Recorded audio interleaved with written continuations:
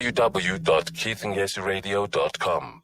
Right, we welcome you to the show at exactly time for me to say welcome to it. It is a brand new day as well as a brand new week, and I'm hoping that everybody's really relaxed as well as fresh because I'm about to give you compelling content as we have something really exciting for you. If you're in East London, in fact, if you're around the coastal, well, I hope that you're actually tuned in. We are going to be in conversation and actually learning more about the Logos Hope Ship. Have you ever heard about it? Or maybe you've heard something or saw somebody telling you about it. Well, we have the spokesperson to actually tell us all about it. And without wasting any further time, ladies and gentlemen, I am giving you the gorgeous lady that I am actually invaded by. She is Miss MESHAE RINKWEST, and she is, I did mention, the spokesperson of the Logos Hope Ship.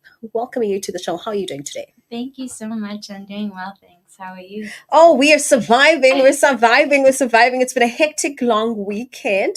But nonetheless, as I did mention, well, we've refreshed today. It's a brand new day. Let's definitely get into it. Could you tell us about this world's largest floating book fair? Give us just a brief background of the Logos Hope. Yeah, so the Logos Hope started with someone who was wanting to give literature in Mexico. So he traveled from the United States to Mexico, and he decided, you know what, this is one way to do it, but what if we went to so many different countries? How could we get literature to so many different countries? So he decided, you know what, I think going and having a ship is the way to go. So that's how it started. The Logos Hope started with a ship, someone's dream to want to share knowledge with people of the world, and this is how the Logos Hope started. Now that's interesting. I mean, when you grow up, these are the kind of dreams that we actually hope, imagine having a huge ship with just full of books. There's fiction, there's everything that is there, which is exciting times. Now, I want to find out, about the kind of books also that are there, as well as are there any of them written by South African authors? Yeah, so we have a wide variety of books. We have over 5,000 titles, meaning that it is a large range of different books. We have kids' books, we have educational books, we have cookbooks for those of you who are looking for fiction books, non-fiction books. As I mentioned, it's 5,000 titles, so most likely you would be able to find something for you. If you can't, well, then, there's other things that you could be entertained by on the ship. Oh, this is interesting. It's actually exciting. Now, I want you to also take us through the ship. We've seen pictures of it also on social media, but what can the audiences actually expect on the ship? So I'll take you through a little bit of what you will encounter when you come onto the ship. So you walk up the gangway or the stairs of the ship, and then you enter into the book fair. You first go into a little lifeboat, is what we call it, and we introduce you to how the system works of the ship, the Logos Hope, the book fair.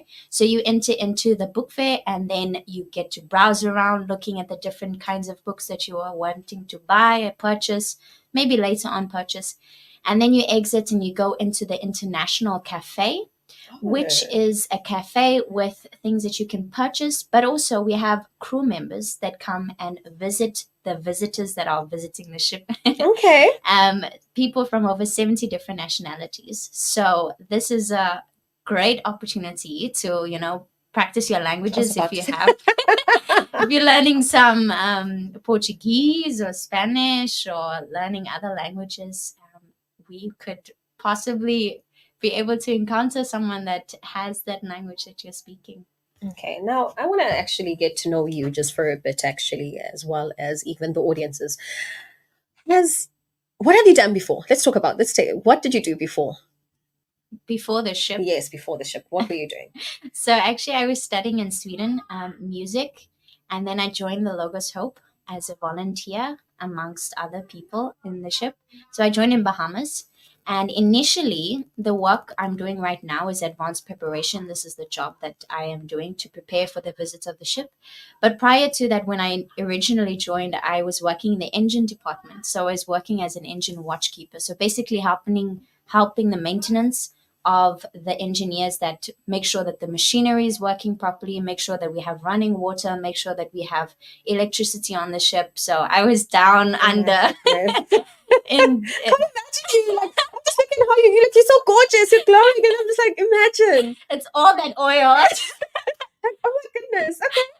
Oh oil and diesel. I know the smell. I know what gray water smells like, black water, all of these things, the terminologies. It's a whole new world that I entered into when I came onto the ship. But were you enjoying what you were doing? I loved it. I don't know if you can see the smile on my face. I can see the smile.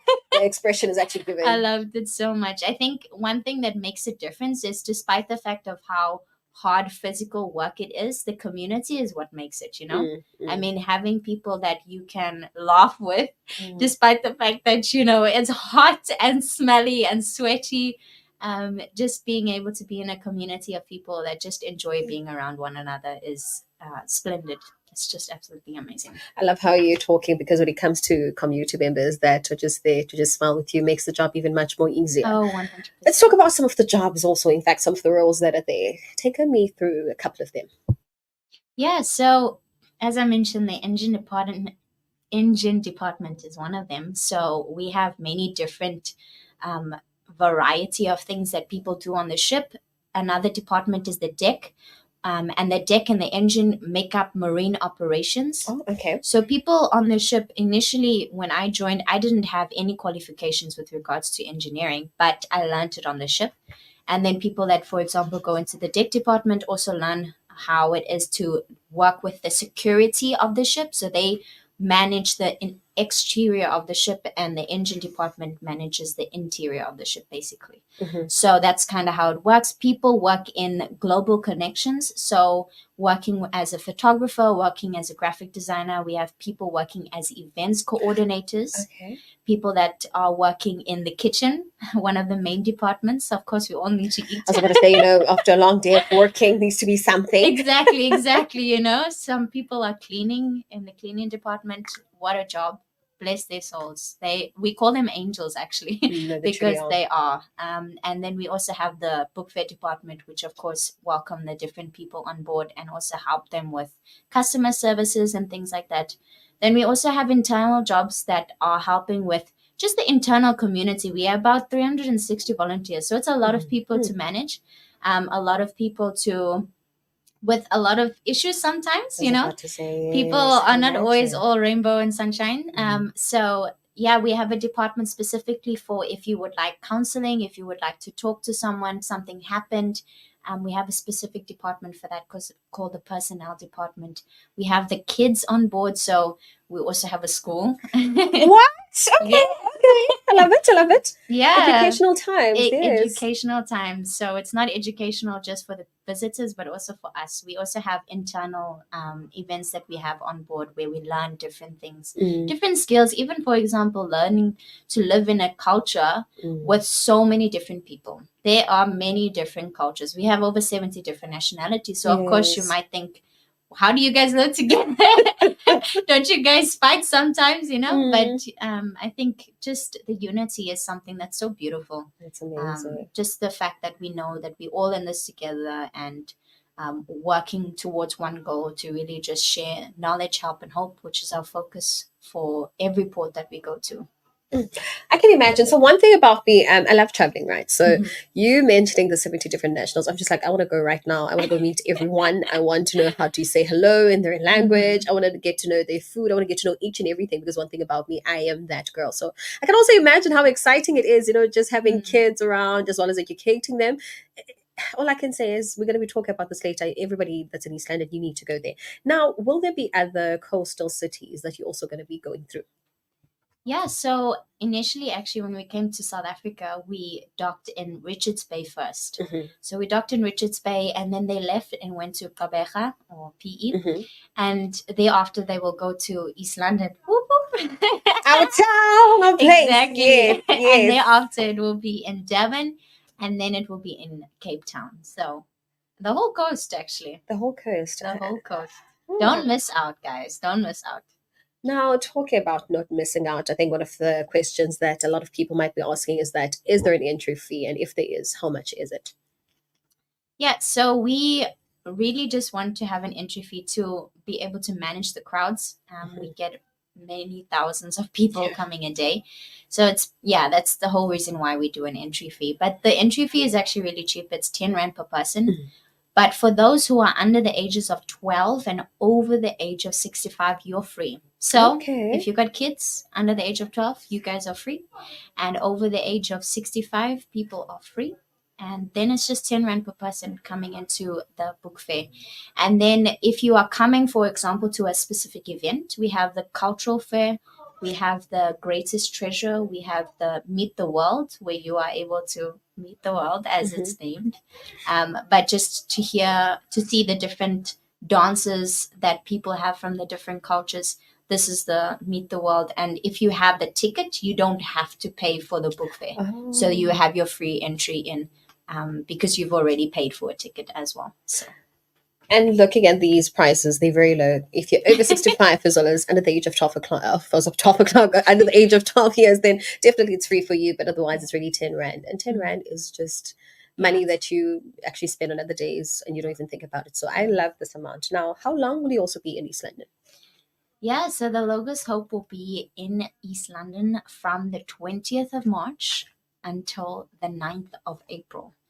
We will be open on the Monday of Easter, but usually this is a special occasion because we usually are not open on Mondays. So guys, come on, you better come on that Monday every day. Come on. Every day, yes. And we also actually have a special for families during the Easter holiday. If you are wanting to visit the Logos Hope, we have a discount of 50%, if I'm correct.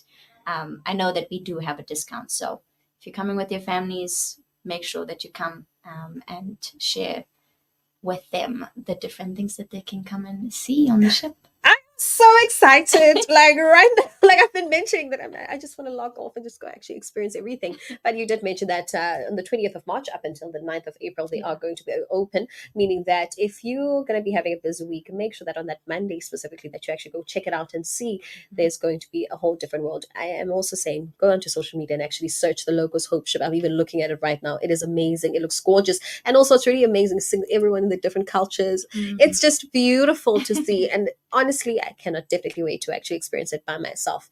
Just before, so we close it, any last words from you, MESHAE? Yeah, well, we are very, very excited. I actually contacted my friends on the ship at the moment because I've been staying here in East London the past 6 weeks now. And they are so excited to have each and every one of you on the ship. So tell your friends, tell your family to come and visit the ship. It's an experience of a lifetime. I think everybody will have the opportunity to join, from little people to big people. It doesn't matter. I think there's something special for each and every one of you. Trust and believe that there's most definitely something special for each and everyone from us, Keeping Us Radio. You might just see us there doing something, but also, as I did mention, that me personally, I definitely want to go and meet everybody there, especially that I want to know how to say I love you, in a different language, maybe in Portuguese. I'll come, In like, Portuguese, it's te amo. oh, what? Te amo. Damn. You see why you and I should be friends, So every day I'll be coming with a different word. But nonetheless, thank you so much for joining us on The Invasion. And ladies and gentlemen, that is radio according to the Logos Hope Ship. As I did mention, make sure that from the 20th of March up until the 9th of April that you do make way, because it is going to be here for some time. And more than anything, bring your little ones so they can experience this. It's a once in a lifetime opportunity. So I definitely urge everybody to go and check it out. All right, looking at time.